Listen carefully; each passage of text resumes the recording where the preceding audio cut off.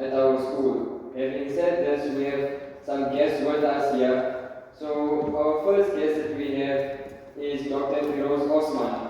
Dr. Firoz Osman, who is also a medical doctor by profession and is a founding member of the Media Review Network, a South African-based group that works to counter Islamophobia and promote social justice. He is the co-author of the book, Why is Rise?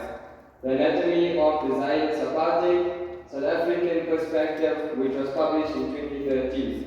Without any further delay, I'd like to call upon Dr. Firoz to address us.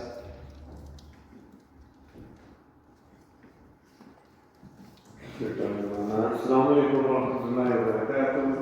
I'm absolutely honored to be here. You are so fortunate that you are in a school that has not been bombed, that has a library, that you can go for lunch. Because what am I comparing it to? Gaza. The schools have been absolutely decimated. The hospitals have been decimated. There is only one hospital out of 36, and there is this attack not only on the Palestinians but on each and every single one of us in the world, because Muslims are a brotherhood, and we believe that an attack on one Muslim, it's like the hadith that says that if your body is in pain, then if it's your arm that's in pain and you've got fever, then the whole body stays awake. So this is the reason why we are here, and we are absolutely honored to be here. Now I want to ask you, and just shout out please, I want to know, do you believe that there is a war against Islam and Muslims? There is an unprecedented genocide that is taking place. Where is that? Shout out please. Okay, now comes the difficult one. Today is the 10th of September. What happened on the 11th of September? Do you remember? 9/11. And that is the time in 2001 when they started attacking Muslims. 7 countries in 5 years. It was pre-planned. And have you any idea, you're going to get a shock with this number, because I still get a shock. From 2001 till now, how many Muslims do you think have been killed all over the world? 8 million. 8 million Muslims have been killed, and nothing has happened. Now, I know, we watch soccer. Liverpool, Manchester United. You know about Ronaldo, you know about Messi. But has anybody really heard and know the background of somebody known as Hind Rajab? You see some names. She was a 5-year-old girl that was locked in a motor car. They attacked the car. 355 bullets penetrated that motor car. There were 6 of them in the car that died. Her uncle, her aunt, her 4 cousins, and she was sitting there. And she grabbed the phone and begged for help. She asked the call center that and with my cousins, she thought they were sleeping at that time, and we've been attacked, please come and help me. Now there's a movie out, a documentary at the moment about her. And it is people like this that we need to know more than we know about Mo Salah or Messi or Ronaldo. And I think you have such a beautiful library. Inshallah, I have seen it. And it is something that we need to visit and show up. Because these are our heroes and our heroines.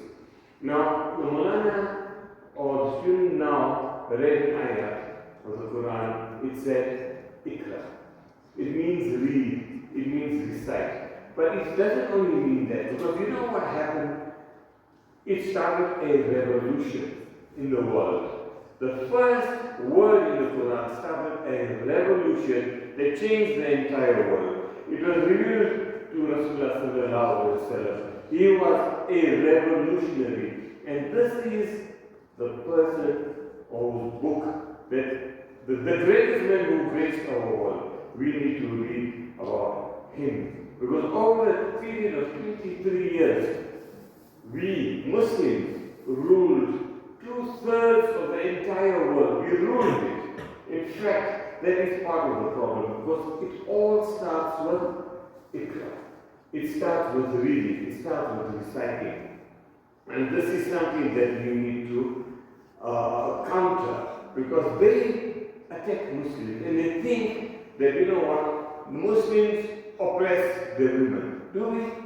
And this is the question we need to argue with hikmah, with wisdom, that this is not what we do, and this is what we at the Media Review Network are doing. We are countering with facts, unemotionally, and this is what we're being taught. So they accuse Muslims of being backward, but we say, no, Muslims were the best in astronomy, in medicine, in architecture. We were the leaders. They talk about women being oppressed. No, the Quran gave us rights and gave the women equal rights. They say Muslims are being terrorists. We are cruel. But even in war, we talk about Muslims being just. You know, Mandela was accused of being terrorist. Unfortunately, our books, our history books are written by the conquerors, and this is what we need to counter. So, women, a Muslim woman was the first nurse, and she actually inspired hospitals to come. So this is something people like our Khawarizmi, Ibn Sina, these are our heroes that we need to learn about. You know, you all heard of Imam Abu Hanifa. He was 10 or 12 years old when a Roman conqueror came and he said, and he posed a few questions to the Muslims and none of them could answer. He was just 10 or 12 years old, and I'm only going to take one of the answers. And he asked, okay, what was there before God? And he asked also, where is your God looking now, or where he is now? But look at the brilliance of that young man, and this comes from the reading. They insist of literacy. And he said, okay, light a candle. And which way is the light going? A candle, the light, he says, is everywhere. This is what Allah subhanahu wa ta'ala, he is all over the show. Now that came from reading, and this is his response. You must be aware, because the world, you all watch, I know, TikTok, Facebook, etc. And sometimes you need to follow the flotilla that is going on, and it is being bombed in Tunisia at the moment, because they want to help the students and those who are suffering in Gaza, and it is being bombed. Now, why I am mentioning it now is because the Western media is in control, and they control of what we hear and what we need to see. So all of this comes back to Ikra, to read, to write, to research. We are 2 billion Muslims in the world, and yet the Zionists are only 15 million. The problem with us is that 90 or more than 90% of the Western non-Muslim world are literate. 40% in the Muslim world are literate. That means that they cannot read or write, or if they read, they don't understand what they read.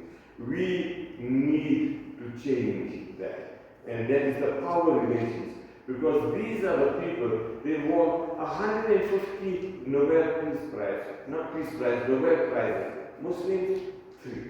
So, you know how many universities in the entire, we have 57 Muslim countries, we have 500 universities.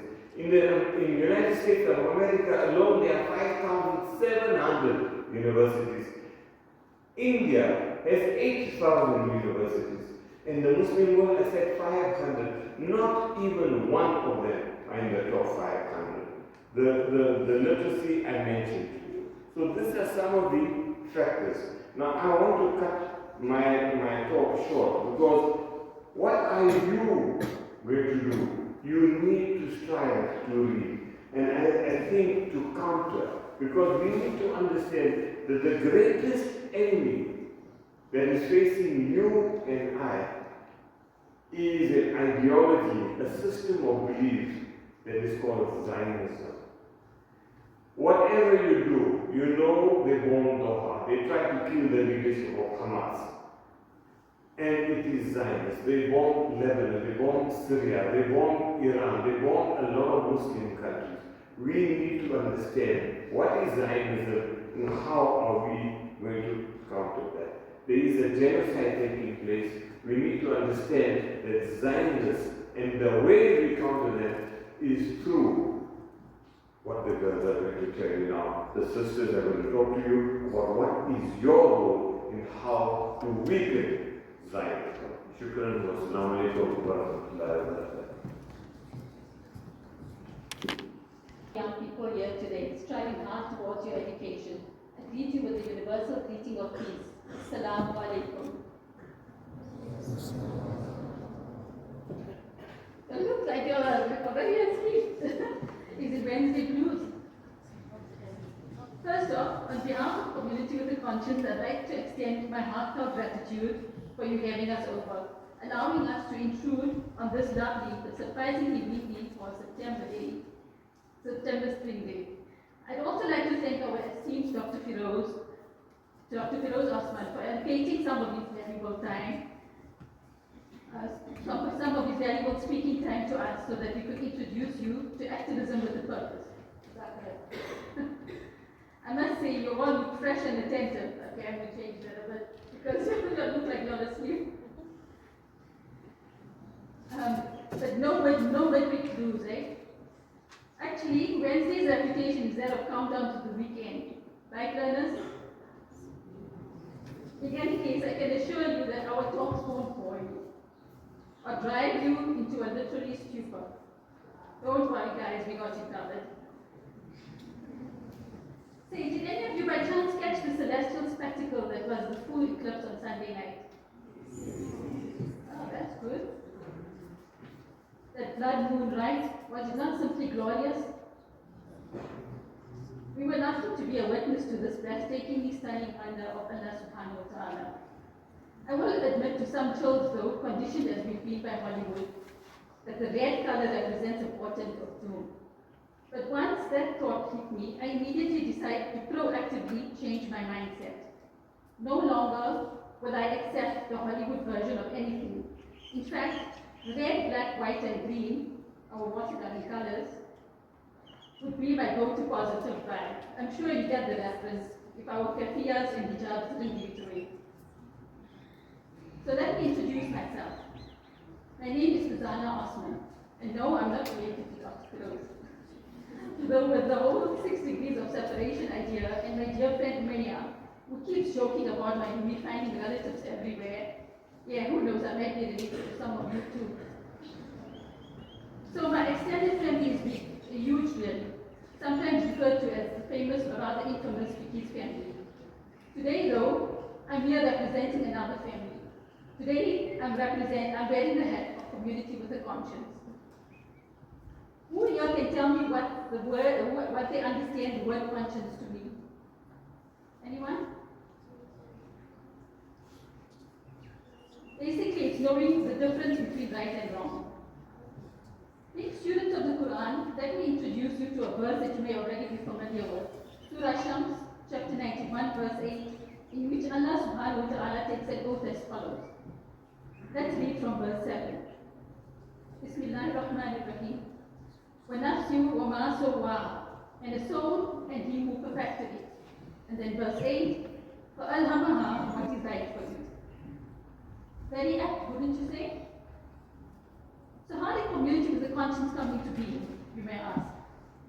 Well, all of you know the events of October 7th, 2023, when Palestinian resistance took a giant leap forward, attempting to end the siege, apartheid, and 75-year occupation of Palestine.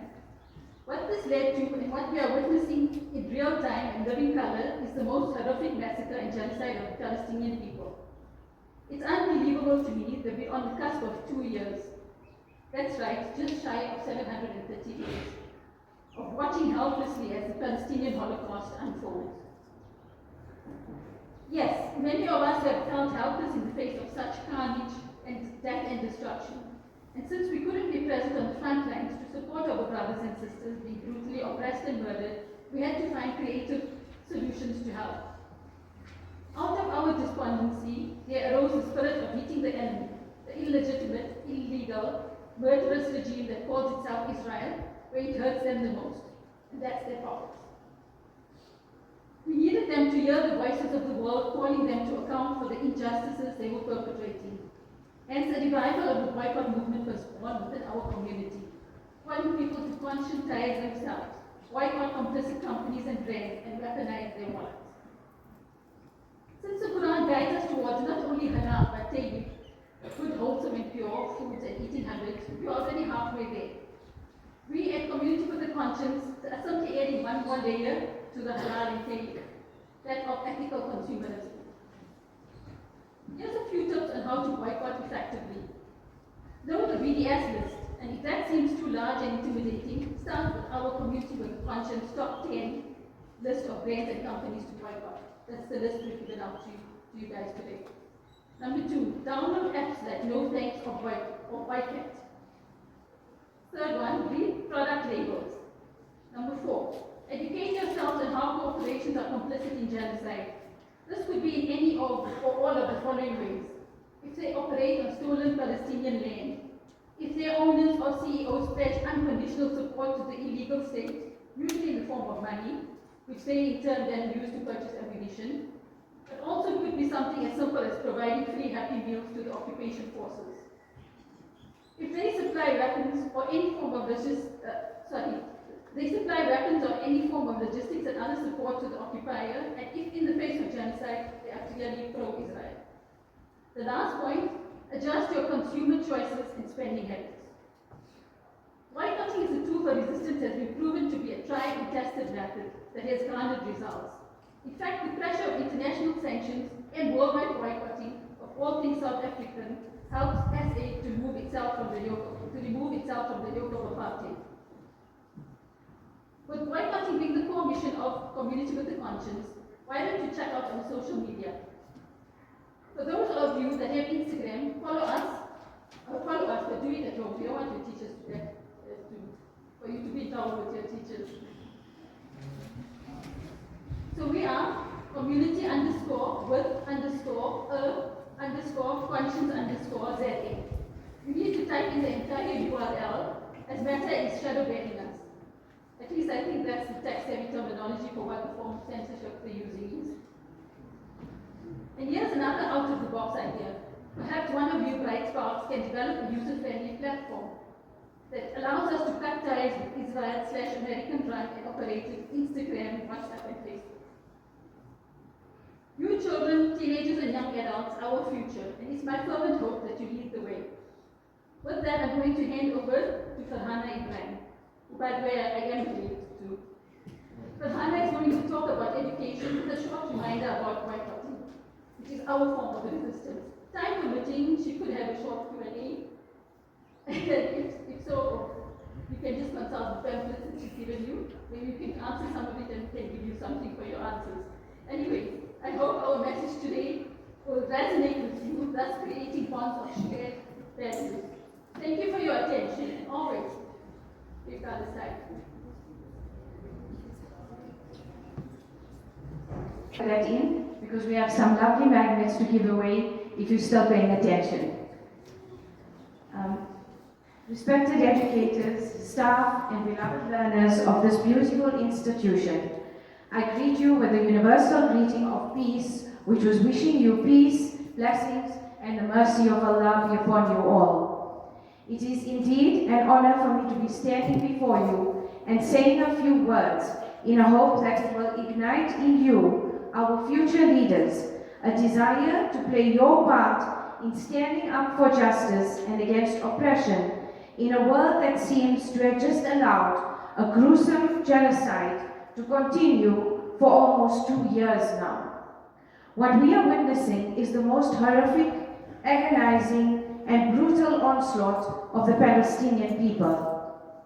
When asked on what topic I would like to speak, I immediately chose valuing education. For I want to remind you of how fortunate and privileged you are to be attending this beautiful institution to acquire knowledge so that you can have a brighter future. I also want to make you aware of the fact that in Palestine, seeking knowledge is a duty that the the Palestinian people take on so devotedly and passionately, because to the people of Palestine, knowledge is resistance. It is probably the only thing that cannot be taken away from them. And in the face of this horrific genocide, it is knowledge that is helping them get by and survive the most difficult and challenging circumstances as they try to survive and cope with the many atrocities that are meted out to them on a daily basis. Education in Gaza is not only a path to knowledge, it is a strategy for survival. Amidst hardship and the many difficulties that they face, it is an astounding statistic that their literacy rate, which Dr. Firoz was explaining you about reading and writing, in Gaza the literacy rate is 96.8%, one of the highest in the Arab world. In this genocide, the educational infrastructure in Gaza has been totally destroyed. Thousands of schools have been obliterated. Universities have been leveled and educators have been killed. Yet, amidst all this destruction, they remain steadfast and continue to teach algebra in makeshift classrooms, and they run literature programs underground. They cling to education because it is their only weapon. It cannot be bombed, it cannot be stolen. Dr. Quraisha Suleiman, who is the sister of Dr. Imtiaz Suleiman from the Gift of the Givers. Any of you know that institution? She very aptly described education in Gaza, and I quote, "Education is not only intellectual development. Education is fulfilling immediate existential needs. In Gaza, education has transformed. Maths is about calculating water rushes. Chemistry is about purifying contaminated water. Literature becomes documenting atrocities and preserving cultural memory. History becomes oral testimony." She also spoke about 17-year-old Amma, whose name means hope. Amma lost her school, her family, her home, but she did not lose her hope. She continues to study English through a torn textbook which she carried with her through 3 displacement camps. She said, "I study because I want to be the voice that tells our story to the world." Here we see that education is the practice of freedom. In Gaza, education is not a luxury but a necessity. It is not a privilege but a resistance. It is a weapon of survival. Let the people of Palestine inspire you to value your education. Become the best of whatever you become.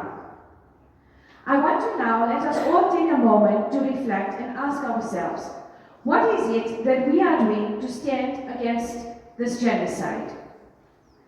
Hazrat Ali has said, "Knowledge without action is like a tree without fruit." Let the words of John Dewey also resonate deeply from within you. If education did not teach us to resist injustice, then education has failed us. You may ask, well, what can I do? Gaza is a place far away.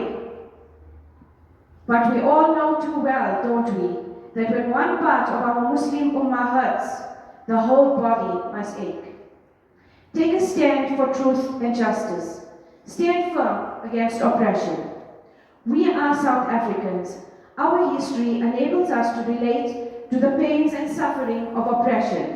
We have lived through apartheid, and we did not win the battle against apartheid on our own.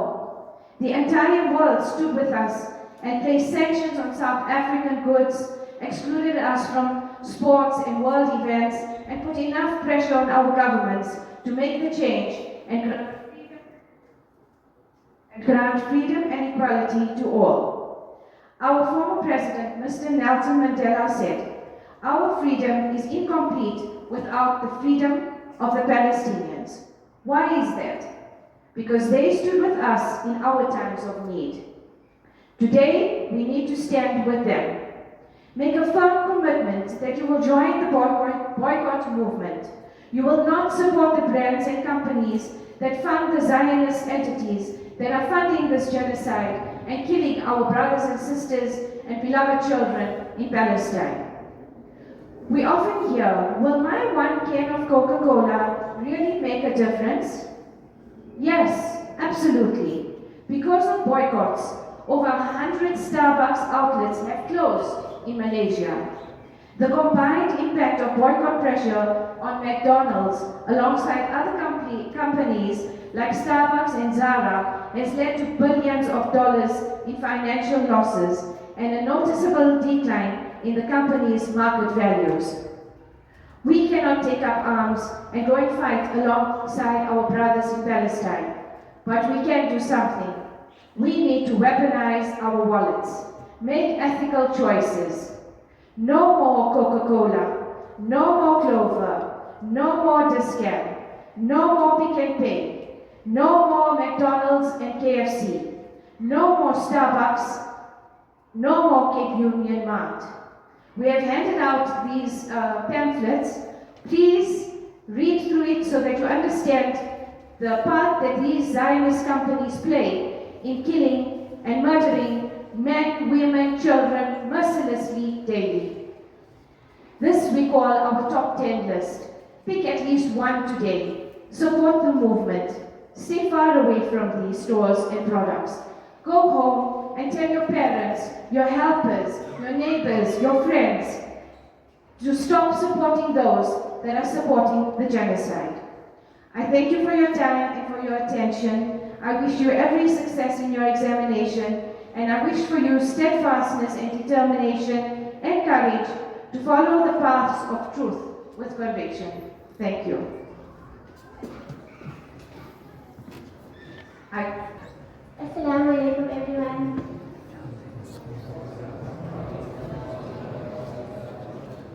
Okay, so Antipadrana already checked who's awake. I'm here just to check with the serial this morning when they were running late. Question number 1 hits very close to home. As a South African, I feel you have to know the answer. What is apartheid? Let's go with the boys first. Hands up. First hand up. If we learn in the state at school. Perfect. MashaAllah. A magnet for you. Question number 2. What is the surname of the family that owns Cape Union Mart? Just sit up, you can already ask. Perfect. MashaAllah. You graduated with everything. The Firoz family.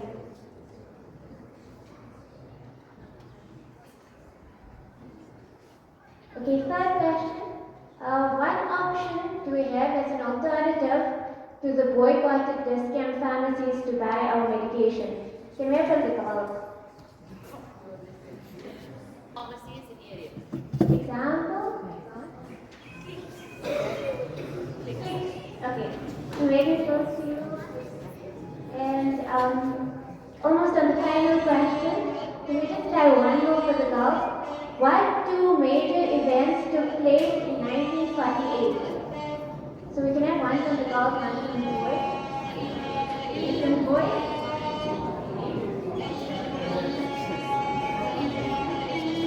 Okay, so we have apartheid in South Africa. And the other one, you want to?